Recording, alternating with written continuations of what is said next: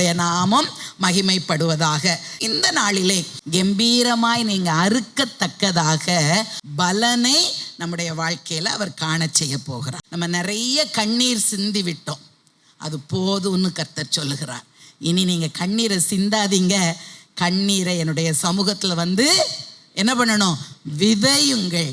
எந்த விதையும் ஒரு கம்பீரமான அறுவடையை தரும் என்பது தேவ நியதியாய் உலக வழக்கமாய் இருக்கிறபடியினால உங்களுடைய வாழ்க்கையிலும் நீங்க கம்பீரமாய் முழங்கத்தக்கதாக அந்த கண்ணீரை அவர் களிப்பாய் மாற்றுவார். ஹல்லேலூயா, ஹல்லேலூயா. ஆண்டவருடைய சமூகத்தில் நம்முடைய கண்ணீரை விதைக்கும் போது அதற்கு நிச்சயமாகவே ஒரு பெரிய கம்பீரமான அறுவடை உண்டு. ஹல்லேலூயா. நம்முடைய வாழ்க்கையின் அநேக விதமான சூழ்நிலைகள், காரியங்கள், வேதனைகளின் ஊடாய் கடந்து செல்லும் போது அதிகமாக நம்ம கண்ணீர் சிந்துகிறவர்களாக காணப்படுகிறோம். 1ஆம் தேதி பேசும்போது கர்த்தர் அதை விதமாய் சொன்னார். நீங்க கண்ணீரை இனி சிந்த வேண்டிய தேவையில்லை. தனிமையான சூழலில் இருக்கலாம், யாருக்கும் தெரியாம நான் கடந்து சென்று கொண்டுகிற அந்த பாதைக்காக மனதிலேயே அல்லது தனி அறையிலே அமர்ந்து ஒருவேளை நான் கண்ணீர் சிந்துகிறவளாய் காணப்படலாம். நம்முடைய கண்ணீரை உலகம் அலட்சியப்படுத்தலாம். ஆனால் கர்த்தர் என்ன சொல்லுகிறாரு? உன் கண்ணீரை என் துருத்தில வச்சிருக்கிறேன், அவைகள் என் கணக்கில் அல்லவோ இருக்கிறது. நம்மளுடைய கண்ணீர் துளிகள் ஒவ்வொன்றுக்கும் கர்த்தர் என்ன பண்ணியிருக்கிறாராம்? கணக்கு வைத்திருக்கிறாராம். ஒருவேளை நம்ம பாவத்துக்குள்ள சிக்கி அப்படிப்பட்ட ஒரு வாழ்க்கை வாழும்போது கர்த்தருடைய சமூகத்துல நம்ம கண்ணீரை வடித்தோம்னா அந்த பாவத்திலிருந்து நமக்கு என்ன கிடைக்கும்?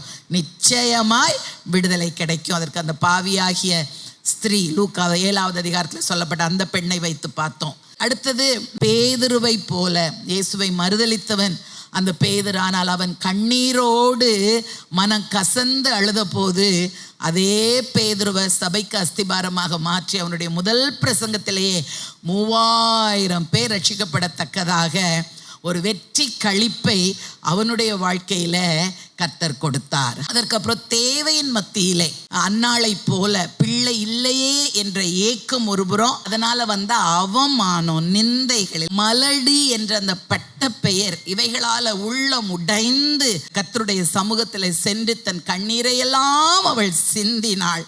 அடுத்த வருடத்தில் தானே அவளுடைய வாழ்க்கையிலே ஒரு வெற்றி களிப்பு உண்டானது.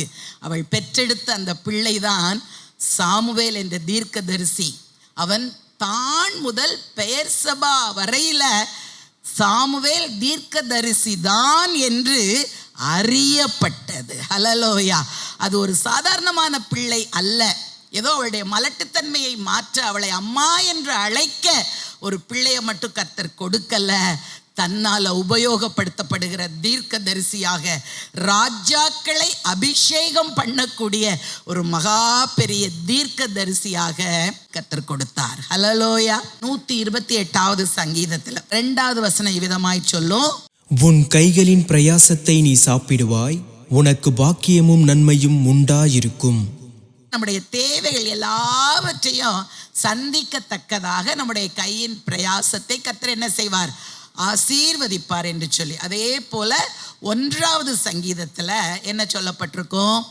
அவன் செய்வது எல்லாம் வாய்க்கும். நம்ம கையிட்டு செய்கிற நம்முடைய தொழில், வேலை, படிப்பு, இவைகள் எல்லாம் வீணாய் போகாதபடி அதை கர்த்தர் என்ன செய்வார்? வாய்க்க செய்வேன் என்று சொல்லுகிறார். 2 தீமோத்தேயு 2வது அதிகாரம் 6வது வசனம் சொல்லுகிறது, பிரயாசப்பட்டு பயிரிடுகிறவன் பலனில் முந்தி பங்கடைய வேண்டும். பிரயாசப்பட்டு பயிரிட்டால் அதற்கு ஒரு பலன் நிச்சயமாய் கிடைக்கும். அந்த பலனை யார் அனுபவிப்பாங்களாம்? யார் பிரயாசப்பட்டு பயிரிடுகிறாங்களோ அவர்களுக்கு அந்த பலன் நிச்சயமாக உண்டு என்று சொல்லி இந்த இடத்துல சொல்லப்பட்டிருக்கு. முதலாவது பார்த்தால் சூழ்நிலை எல்லாமே வித்தியாசமாக காணப்படுகிறது. ஆதியாகமம் 26ல் முதல் வசனம் சொல்லுகிறது, ஆபிரகாமின் நாட்களில் உண்டான பஞ்சத்தை அல்லாமல் பின்னும் ஒரு பஞ்சம் தேசத்தில் உண்டாயிற்று. அப்பொழுது ஈசாக்கு பெலிஸ்தருக்கு ராஜாவாகிய அபிமெலேக்கினிடத்தில் கேராருக்கு போனான்.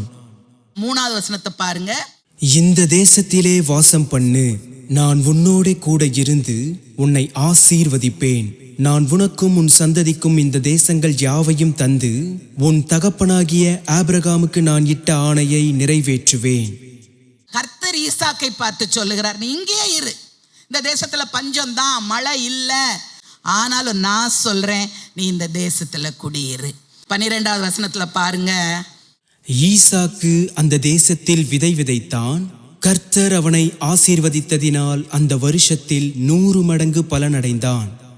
அதாவது ஈசாக்கு 100 மடங்கு பலன் அடைந்ததற்கு காரணம், நான் உன்னை ஆசீர்வதிப்பேன் என்று அவர் சொன்னது நிமித்தமாக அதே தேசத்துல அதே வருஷத்துல அவன் நம்பிக்கையோடு விதை விதைத்தான், ஒரு கம்பீரமான அறுவடையை பெற்றுக்கொண்டான். எந்த மழையின்மையும் அல்லது எந்த விதமான வறட்சியும் அவனை தாக்க முடியலை. எனில் கர்த்தர் அவன் ஆசீர்வதிக்கணும் தீர்மானம் பண்ணிட்டாரு. என் வார்த்தைக்கு நீ கீழ்ப்படிந்தால் உனக்கு ஆசீர்வாதத்தை தருவேன் என்று சொன்ன கர்த்தர் அவனை ஆசீர்வதித்ததுனால, அழகா சொல்லப்பட்டிருக்கு, கர்த்தர் அவனை ஆசீர்வதித்ததுனால அந்த வருஷத்துல அவன் 100 மடங்கு பலனை பெற்றான். ஹல்லேலூயா. சூழல் எப்படி இருக்கட்டுங்க, எங்கு வறட்சி, எல்லா இடத்திலும் கதவுகள் அடைக்கப்படுகிறது, நான் தேடி செல்லுகிற நன்மை அல்லது என் படிப்புக்கு ஏற்ற வேலை கிடைப்பதற்கு எந்த சூழலும் சாதகமா இல்லை. அப்படி என்றே இருந்தாலும் இந்த நாளிலே அவரை தேடி வந்து அவருடைய வார்த்தைக்கு செவி கொடுத்து கொண்டிருக்கிற என் அன்பு சகோதரா சகோதரி, கர்த்தர் உன்னை ஆசீர்வதிப்பார். அவருடைய வார்த்தைக்கு நான் கீழ்ப்படிந்து அவர் சொல்படி நான் நடப்பேன் என்று நீ தீர்மானத்துக்குள்ள வருவாய் என்றால், சூழலை பார்த்து அல்ல, சூழலுடைய சாதகங்களும் அல்ல, பாதகமும் அல்ல, எதுவும் உன்னை தொட முடியாது.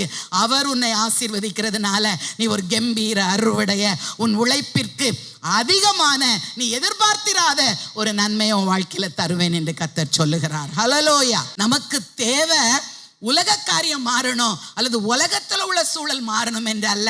என் கர்த்தர் என்னை ரட்சித்த என் தேவன், நான் யாருடைய பிள்ளையோ அந்த என்னுடைய கர்த்தர் என்னை ஆசீர்வதித்தால் போதும், நான் நிறைந்த பலனை பெறுவேன். ஹல்லேலூயா. அதற்கு ஈசாக்கு கிட்ட காணப்பட்ட 3 குணாதிசயம் என்னன்னா, முதலாவது கர்த்தருடைய வார்த்தைக்கு கீழ்ப்படிந்தார். அடுத்ததாக அந்த காலகட்டத்தில் யாரும் விதைக்க முன் வந்திருக்க மாட்டாங்க, ஏன்னா தண்ணி இல்லை, ஆறுகள்லாம் வற்றி போகிறது. ஸோ எல்லாரும் பயந்துக்கிட்டு விதைக்காம இருந்திருப்பாங்க. ஆனால் அந்த 12வது வசனம் சொல்லுகிறது, ஈசாக்கு எங்கேயோ போயில, கர்த்தர் சொன்ன அந்த தேசத்திலே விதை விதைத்தான். தேவையான தண்ணீரை கர்த்தரால கொடுக்க முடியும். ஹல்லேலூயா. அதுக்கு பேர் தான் அற்புதம். நாம் ஆராதிக்கிற தேவன் அற்புதங்களை செய்ய வல்லவர்.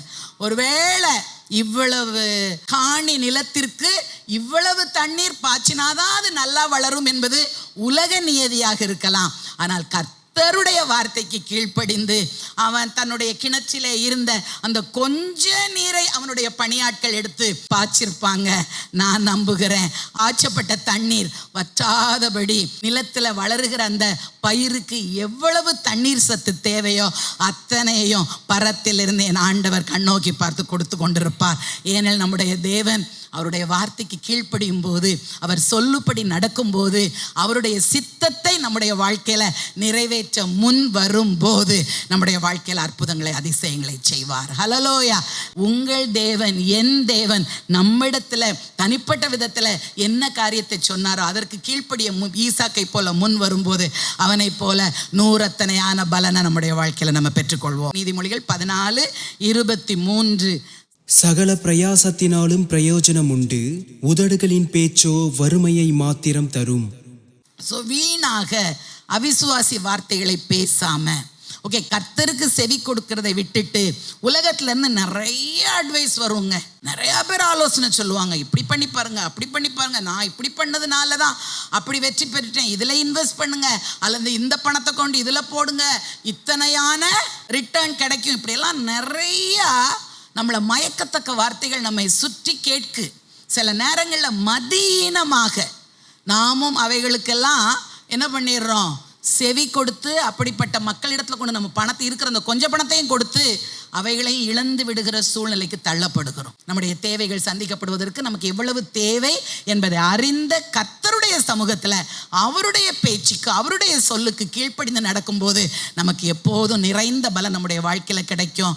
அவரோடு கூட அனுதினம் பேசி நம்முடைய காரியங்களை எல்லாம் அவர்கிட்ட சொல்லி அவர் நம்முடைய வாழ்க்கைக்காக நம்முடைய தேவைகளுக்கு என்ன சொல்லுகிறார் என்பதை வேத வசனத்தினாலும் அந்த ஆவியானவருடைய மெல்லிய குரலினாலும் நம்ம கேட்டு செயல்படும் போது நம்முடைய வாழ்க்கை என்னைக்குமே எப்படிதான் இருக்கும்? ஆசீர்வாதமாகவே காணப்படும். ஹல்லேலூயா. பிரசங்கி 11:4. காற்றை கவனிக்கிறவன் விதைக்க மாட்டான், மேகங்களை நோக்குகிறவன் அறுக்க மாட்டான். இது ஒரு சோம்பேறிக்கான ஒரு எக்ஸ்கியூஸ். சோம்பேறி என்ன சொல்லுவான்? இப்போ விதைக்க கூடாது, இப்போ விதைக்க வேண்டாம். என்னது? ஏன்னா காத்தடிக்கி நான் விதைக்க போனேன்னா என் விதையெல்லாம் என்ன செய்திரும்? அடிச்சுட்டு போயிடும் அப்படின்னு சொல்லி விதைக்காம உட்காந்துக்கிட்டு இருப்பான். அதுக்கப்புறம் ஐயோ இன்னைக்கு மழை வரும் போலையே தெரியுதே அப்படின்னு சொல்லிட்டு என்ன பண்ணுவான்? அறுக்கவும் போக மாட்டான். அந்தந்த காலகட்டத்திலே அந்தந்த வேலையை செய்யும்படி கர்த்தர் நம்மை எதிர்பார்க்கிறார். ஹல்லேலூயா. சும்மா இருந்த ஈசாக்குக்கு பலன் கிடைக்கல. கர்த்தருடைய வார்த்தையின்படி அவன் என்ன செய்தான்? விதைத்தான். எல்லாரும் சொல்லுங்க, விதைத்தான். அதனாலதான் அவனுக்கு கம்பீர அறுவடை கிடைத்தது. சரிங்களா? அப்ப நம்ம காற்றை பார்த்துட்டு விதைக்காம, மேகத்தை பார்த்துட்டு அறுக்காம இருக்க கூடாது. அந்தந்த ஒவ்வொன்றுக்கும் ஒவ்வொரு காலகட்டம் இருக்கு. அந்தந்த நாட்களிலே செய்ய வேண்டியதை அவ்வப்போது செய்யணும். படிக்கிற பிள்ளைங்க, உங்களை எந்த அளவு இந்த காம்படிட்டிவ் வேர்ல்டுக்கு எக்யூப் பண்ணி கொள்ளணுமோ அந்த அளவுக்கு நம்ம என்ன செய்யணும்? எக்யூப் பண்ணி கொள்ளணும். எல்லாத்துக்கும் ஒரு நேரம் தான், ஒரு லிமிட் தான். உங்க நேரத்தை எல்லாம் வீணடித்து விட்டு சும்மா சோம்பேறியாக இருந்துட்டு அதற்கப்புறம் வேலை தேடும்போது ரொம்ப ஒரு எந்த ஒரு ஹை எய்மும் இல்லாதபடி சாதாரண ஒரு அப்பத்துக்கு தேவைகள் சந்திக்கப்படுறதுக்கு இது போதும் அப்படின்னு நம்ம செட்டில் ஆகக்கூடாது. அந்தந்த சூழலுக்கு என்ன செய்யணுமோ, ஏன்னா நம்ம உலகத்தில் வாழுகிறோம், அந்தந்த காலகட்டத்தில் செய்ய வேண்டியதை நம்மளை அப்டேட் பண்ணிக்கொள்வதில், நம்மளை அப்கிரேட் பண்ணிக்கொள்வதில் நம்ம கவனம் உள்ளவர்களாக இருக்கணும்.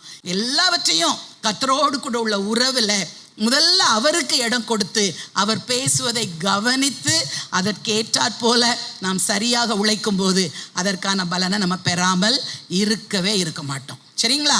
கர்த்தருடைய வார்த்தையின்படி விதைத்த ஈசாக்கு பலன் பெற்றது போல நாமும் நம்முடைய வாழ்க்கையில நிறைவான பலனை பெற முடியும். ஹல்லேலூயா. சரி, இப்போ ஒரு சிலருடைய மனதுகளில் ஓடலாம், நான் நிறைய கடினமாக உழைக்கிறேனே, ஆனால் அதற்கு ஏற்ற பலன் என் வாழ்க்கையில் இல்லையே. அப்படி யாராவது யோசிக்கிறோமா?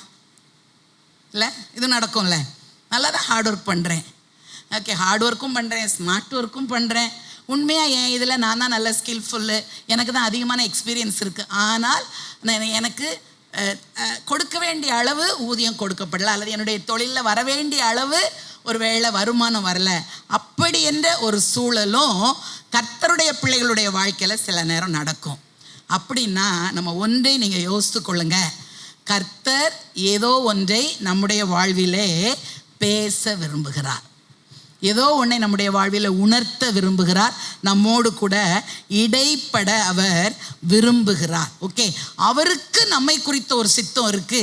அந்த சித்தத்தை அவர் நிறைவேற்ற விரும்புகிறதுனால இப்போ நீங்க செய்கிற இந்த காரியங்கள் வாய்க்காதபடி, உலக வழக்கத்தின்படி நீங்கள் இப்போ நான் இப்போ அதுக்கு முந்தின பாயிண்ட் தான் சொன்னேன், நீங்கள் உழைக்கணும், உங்களை நீங்கள் அப்டேட் பண்ணிக்கொள்ளணும். இவைகள் எல்லாம் செய்தாலும் பலன் இல்லையே என்ற ஒரு ஏக்கத்தோடு இருந்தீங்கன்னா ஒன்றை நீங்கள் நினச்சிக்கொள்ளுங்க, கர்த்தர் உங்களோடு ஒரு சில காரியங்களை பேச விரும்புகிறார். அவர் பேசுவதற்கு நம்ம கேட்கும் போது, அல்லது இடைப்படுவதற்கு நம்ம இடம் கொடுக்கும் போது, அவர் உணர்த்தும் போது, நம்முடைய உள்ளத்தை திறந்து கொடுக்கும் போது நிச்சயமாகவே அவர் நினைத்ததை நம்முடைய வாழ்க்கையில செயல்படுத்துவார். ஹல்லேலூயா. இதற்கு நல்ல ஒரு உதாரணம் என்ன அப்படின்னு சொன்னா, லூக்கா 5வது அதிகாரத்தை திருப்பிக் கொள்ளுங்க. 2வது வசனத்தை பார்த்தீங்கன்னா, அப்பொழுது கடற்கரையிலே நின்ற 2 படவுகளை கண்டார். மீன் பிடிக்கிறவர்கள் அவைகளை விட்டிறங்கி வலைகளை அலசி கொண்டிருந்தார்கள். அவர் பேசி முடித்த உடனே பேதுருவை பார்த்து சொல்லுகிறார், உன் படகை என்ன பண்ணு, தண்ணீருக்குள்ள தள்ளி கொண்டு போ. அப்படி சொன்ன உடனே பேதுருவுக்கு ஒரு டவுட். 5வது வசனத்தை பாருங்க. அதற்கு சீமோன், ஐயரே, ரா முழுவதும் நாங்கள் பிரயாசப்பட்டும் ஒன்றும் அகப்படவில்லை, ஆகிலும் உம்முடைய வார்த்தையின்படியே வலையை போடுகிறேன் என்றான். அவருடைய வார்த்தையின்படி அவர் கீழ்ப்படிந்ததுனால முடிவில் நம்ம என்ன பார்க்குறோம் என்று சொன்னால், 6வது வசனம், அந்தப்படியே அவர்கள் செய்து தங்கள் வலை கிழிந்து போகத்தக்கதாக மிகுதியான மீன்களை பிடித்தார்கள். ஒருவேளை அவருக்கு எழுத்தின்படியே அவருடைய அந்த மீனவ யுக்திகளை அவர் உபயோகப்படுத்தி மீன் பிடிக்கும் போது ஒரு படகு நிறைய என்ன கிடைக்கலாம், மீன் கிடைக்கலாம். ஆனால் கர்த்தருடைய வார்த்தையை கேட்டு அதன்படி செய்தபோது கிடைத்த பலன் 2 மடங்கு. எத்தனை மடங்கு? 2 மடங்கு. ஈசாக்குக்கு 100 மடங்கு பலன். இங்கு 2 படவுகள் நிரம்பத்தக்கதான ஒரு பெரிதான பலனை அவர் பெற்றுக்கொண்டார். ஆனால் அதனுடைய முடிவில் பார்க்கும்போது 10வது வசனத்துல இயேசு கிறிஸ்து சொல்லுகிறார், சீமோனுக்கு கூட்டாளிகளான செபதேயுவின் குமாரராகிய யாக்கோபும் யோவானும் அந்தப்படியே பிரமித்தார்கள். அப்பொழுது இயேசு சீமோனை நோக்கி, பயப்படாதே, இது முதல் நீ மனுஷரை பிடிக்கிறவனாயிருப்பாய் என்றார். முந்தின நாள் அவருடைய தொழிலில் தோல்வி ஏற்பட்டதற்கு காரணம் என்ன? கர்த்தர் தம்முடைய சித்தத்தை, பேதுருவை குறித்த தன்னுடைய சித்தத்தை அவனோடு கூட இடைப்பட விரும்பினார். பேதுருவோடு பேச விரும்பினார். பேதுரு தன்னோடு கூட இருக்கணும்னு விரும்பினார். சீமோனாக இருந்து அவனை பேதுருவாய் மாற்றி, கற்பாரையாய் மாற்றி அவன் மீது சபையை கட்ட அவர் விருப்பம் உள்ளவராய் இருந்தார். அந்த பரலோக திட்டத்தை வெளிப்படுத்துவதற்காக அவனுடைய தொழில் என்ன ஆனது? முந்தின இரவு தோல்வி அடைந்தது. எனக்கு அன்பான தேவ பிள்ளைங்களை, நிறைய எஃபர்ட் எடுத்து பட் ஸ்டில் இன்னைக்கும் எனக்கு அதில் ஒரு சரியான பலன் இல்லை அப்படின்னா கர்த்தர் ஏதோ ஒன்றை பேச உங்களோடு கூட விரும்புகிறார்.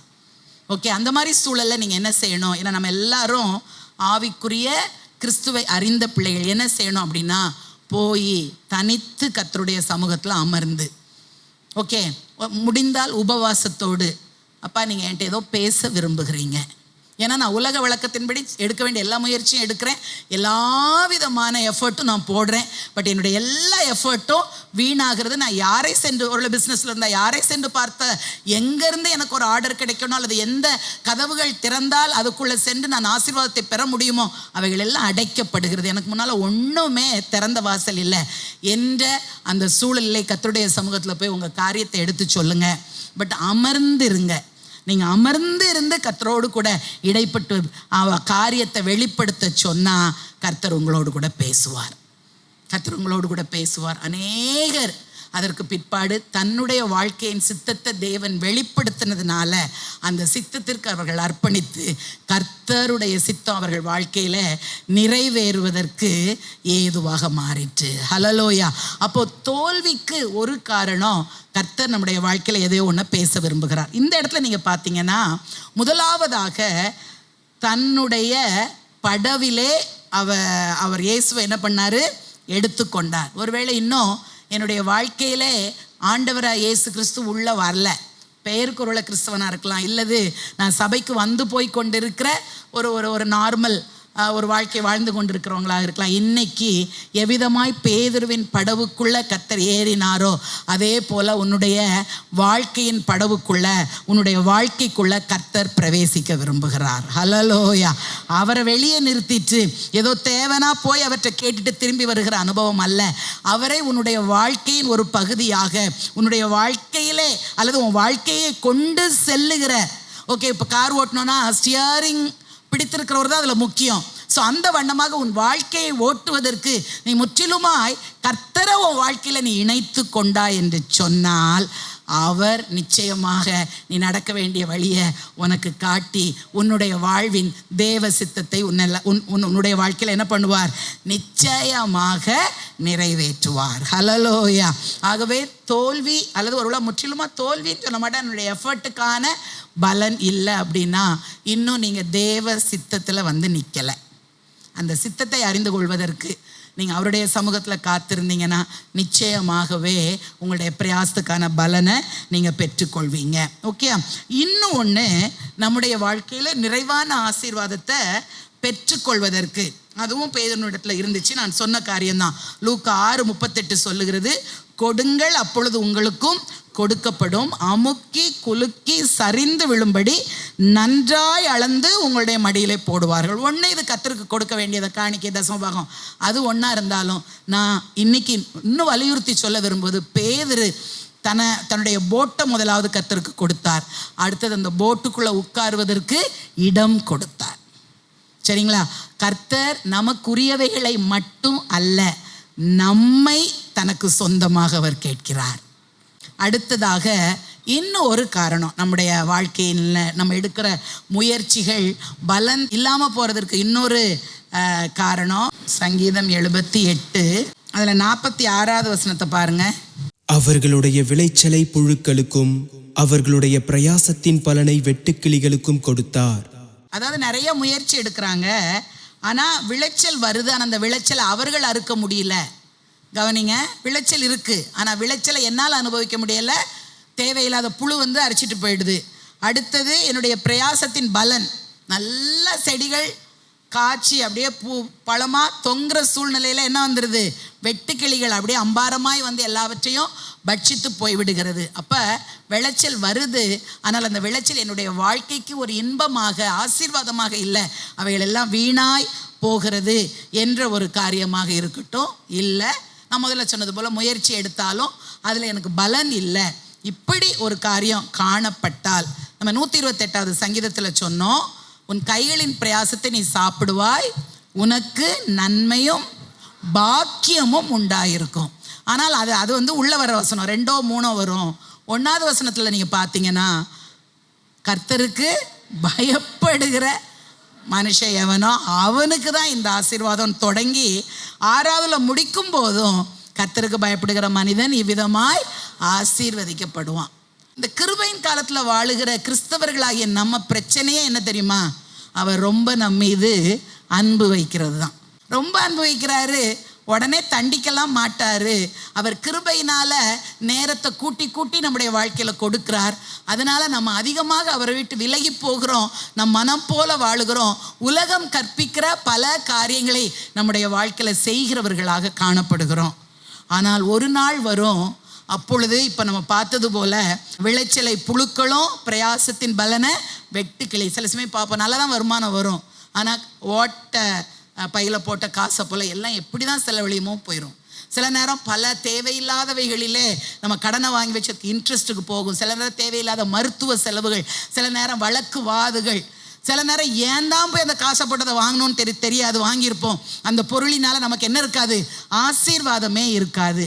இப்படிப்பட்ட ஒரு பொருளாதாரத்தினால ஒரு விதமான ஒரு அன்ரெஸ்ட், டிஸ்டர்பன்ஸ் உங்கள் வாழ்க்கையில் வருதுன்னா ஒன்று நீங்கள் ஞாபகம் வச்சுக்கோங்க, கர்த்தருக்கு பயந்து அவர் சொல்கிறதுபடி உங்களுடைய வாழ்க்கை இல்லாததுனால ஒருவேளை அப்படிப்பட்ட சூழல் நம்முடைய வாழ்க்கையில் இருக்கலாம்.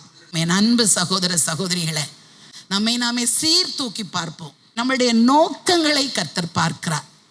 நம்ம அதிகமாக இருக்கிறதுனால நம்மளால் ஒருவேளை நிறைவான ஆசீர்வாதம் நம்மளால் சொல்லிட முடியாது. நம்முடைய வாழ்க்கை ஆசீர்வதிக்கப்பட்டிருக்கு, நம்முடைய வருமானம் எல்லாம் ஆசீர்வதிக்கப்படணும்னா அவன் நம்முடைய வாழ்க்கையில் உணர்த்துகிற காரியத்தை நம்ம செய்யணும். நம்ம உபாகமம் 28 பார்க்கும்போது அங்கே அநேக விதமான ஆசீர்வாதங்களை தான் கர்த்தர் முதல்ல கொடுத்துருப்பார். உபாகமம் 28 23 உன் தலைக்கு மேலுள்ள வானம் வெண்கலமும் உனக்கு கீழுள்ள பூமி இரும்புமாயிருக்கும்.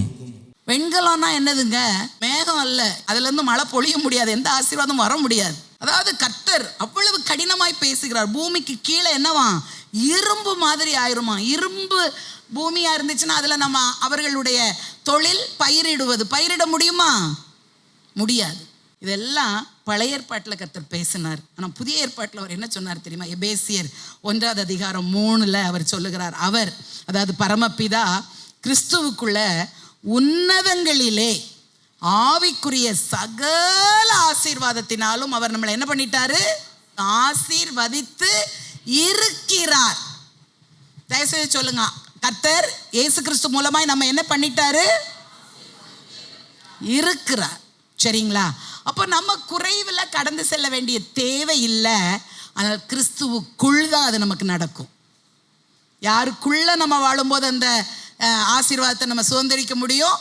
கிறிஸ்துவுக்குள்ள நம்ம வாழும்போது நம்முடைய வாழ்க்கையிலே குறைவே இல்லாதபடி நிறைவான ஆசீர்வாதத்தை அவர் கொடுக்க வல்லவராக இருக்கிறார். ஒருவேளை ஈசாக்கை போல 100 மடங்கும் கர்த்தர் நம்மை ஆசீர்வதிக்கலாம், அல்லது பேதுருவை போல 2 மடங்கு ஆசீர்வாதத்தை நம்முடைய வாழ்க்கையில் பெற்றுக்கொள்ளலாம். ஓகே, எல்லாம் பாசிபிள். அதற்கு கர்த்தர் சொல்லுகிற ஒரே ஒரு காரியம், நீ சூழ்நிலையை பார்க்காத, உலகம் எப்படி இருக்குன்னு பார்க்காத.